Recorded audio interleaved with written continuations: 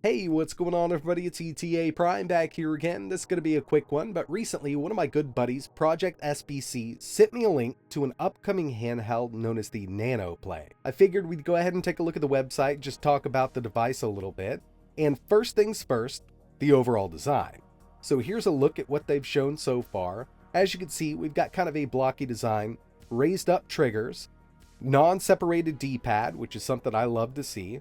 But we do have some odd buttons over here. They're just oddly shaped. Now, I'll tell you what, I'm not a huge fan of the way it's looking right now, but if it's comfortable and it works great, then I could definitely get over this. But you know, one of the main reasons I wanted to take a look at this was the CPU, or rather APU they're using, and it does have some of the fastest RAM that we've seen in one of these handheld gaming PCs so far.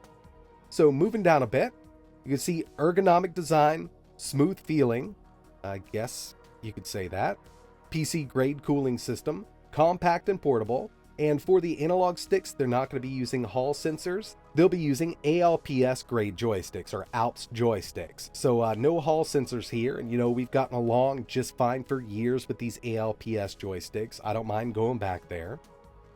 They're stating that this can be a 2-in-1 unit, and a lot of these definitely can. We can connect a keyboard and mouse to it, so they're considering this a gaming console and a mini laptop.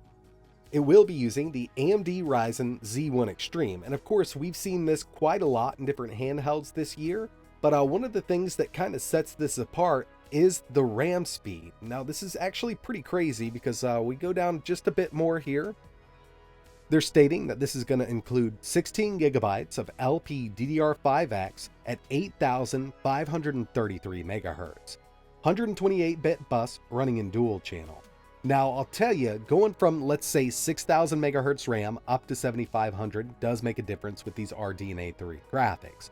I've seen anywhere from a 6 to a 14 FPS increase, same TDP, just faster RAM. So going from, let's say, 7,500 to 8,533 could also net some more performance. And where this really comes into play are those lower TDPs. So it'd be really interesting to see a device release like this with that faster RAM. I think it would be pretty cool.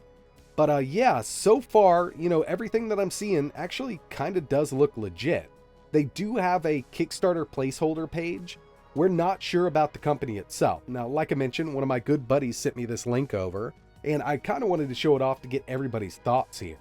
Using the Ryzen Z1 Extreme, like a lot of the other ones, 7-inch display, 700 grams, and moving down a little more, they've got the spec sheet listed.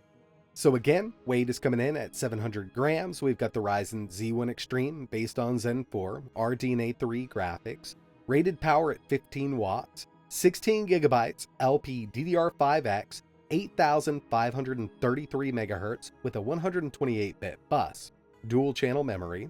Looks like they're going to be offering a few different storage variants, 512, 1 terabyte, 2 terabyte, 4 terabyte.